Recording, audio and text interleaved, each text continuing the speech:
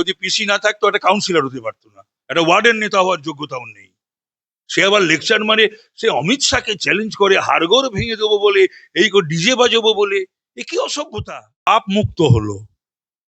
এটা একটা পাপের সরকার ছিল।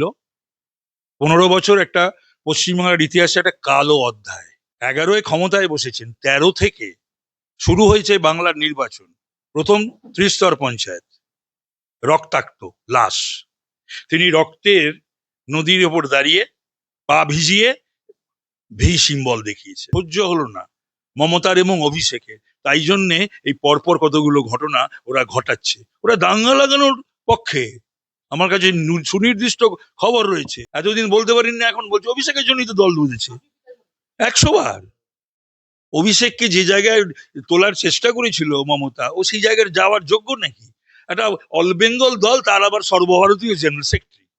এখানে জামাতরা খুব শোকে ছিল, বাংলাদেশিরা, রোহিঙ্গারা, লস্করে তৈবা, তারপরে তোমার জৈশে মোহাম্মদ, তাদের আবার এই মিডল ইস্টের যোগাযোগ, এগুলো সবই তো পাওয়া গেছে।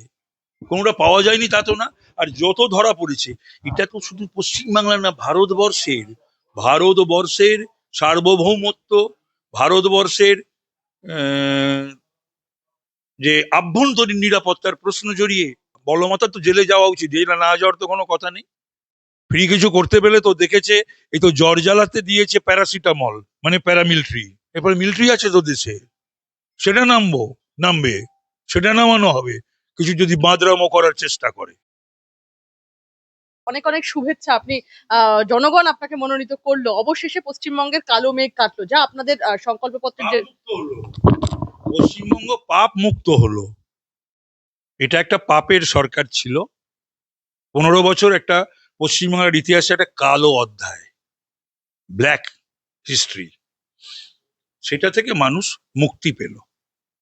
যেটা বিষয় জানতে চাইবো, আপনারা প্রথম থেকে একটা কথা বলেছিলেন যে বদল তো অবশ্যই হবে, কিন্তু সেটা কোনো রকম কোনো হিংসাত্মক রাজনীতির মধ্যে দিয়ে নয়। কিন্তু প্রথমেই একদম 4 তারিখের রেজাল্ট বেরোলো, তারপরে আমরা দেখলাম শুভেন্দু অধিকারীর আত্মসহায়ক তাকে গুলিতে।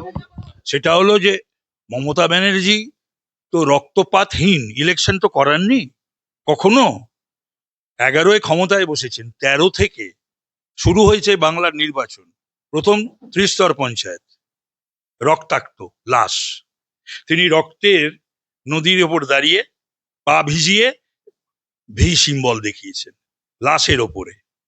তারপরে যতগুলো বিধানসভা হয়েছে, লোকসভা হয়েছে, উপনির্বাচন হয়েছে, কর্পোরেশন হয়েছে, মিউনিসিপ্যালিটি হয়েছে, সব রক্তাক্ত হয়েছে, আর লুট হয়েছে, আর লাশের ওপর হয়েছে।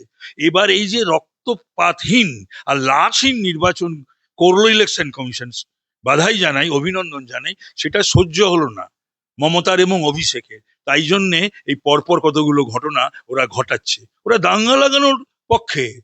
আমার কাছে সুনির্দিষ্ট খবর রয়েছে, দাঙ্গা লাগাতে চায়।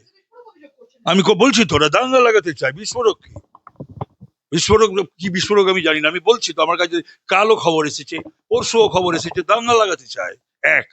দুই হচ্ছে, ওরা বিভিন্ন জায়গায় লোক ঢুকিয়ে দিয়ে যে অশান্তি কোনো গন্ডগোল করছে। যেভাবে চন্দ্রকে মারা হলো, চন্দ্রনাথ রথকে, এটা ভাবা যায় একটা পরিকল্পিত খুন, ওকে প্ল্যান করে, রেকি করে।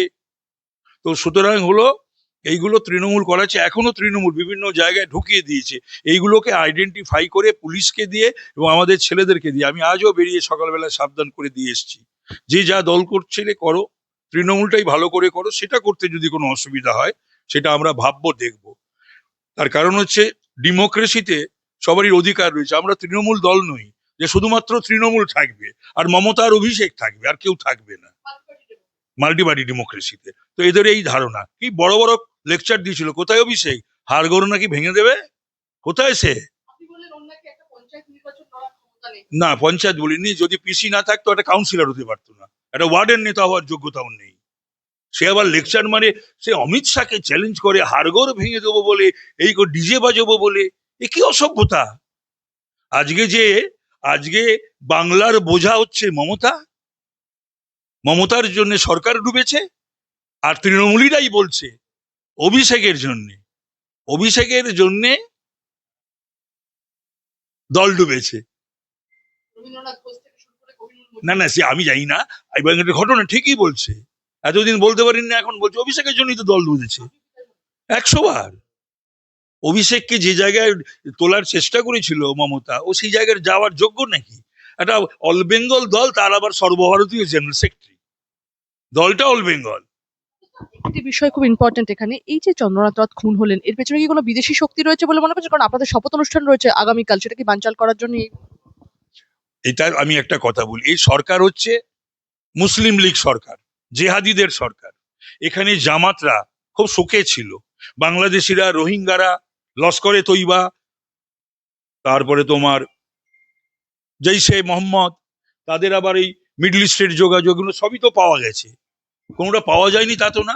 আর যত ধরা পড়েছে, এটা তো শুধু পশ্চিমবাংলার না, ভারতবর্ষের সার্বভৌমত্ব, ভারতবর্ষের আহ, যে আভ্যন্তরীণ নিরাপত্তার প্রশ্ন জড়িয়ে একটা রাজনৈতিক দল সাংবিধানিক শপথ নিয়ে মুখ্যমন্ত্রী দেখেও দেখে না, দেখলো না, কিচ্ছু করলো না।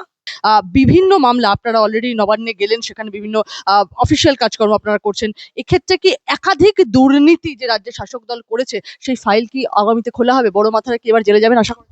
বলমাতা তো জেলে যাওয়া উচিত, জেলে না যাওয়ার তো কোনো কথা নেই। মমতা ইডি কেসে জেলে যাওয়া উচিত।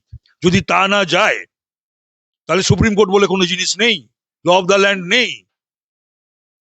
আর অভিষেক বাইরে থাকবে কেন? যে চাকরি দুর্নীতি হয়েছিল রাজ্যের শাসক দলে, একটা মানুষ প্রশ্ন করছে যে আপনারা ক্ষমতায় এলেন, সরকার তৈরি করছেন, এই চাকরি বাকরির বিষয়গুলো কিভাবে সুনিশ্চিত করবেন? একাধিক জবের কথা আপনারা নির্দিষ্ট সময় প্রতি বছর আমরা বলেছি, একবার নয় বহুবার, এবং আমাদের তোমার সংকল্পপত্রে রয়েছে, নিয়ম করে সে সমস্ত পরীক্ষা গ্রহণ হবে এবং মেধার ভিত্তিতেই চাকরি হবে।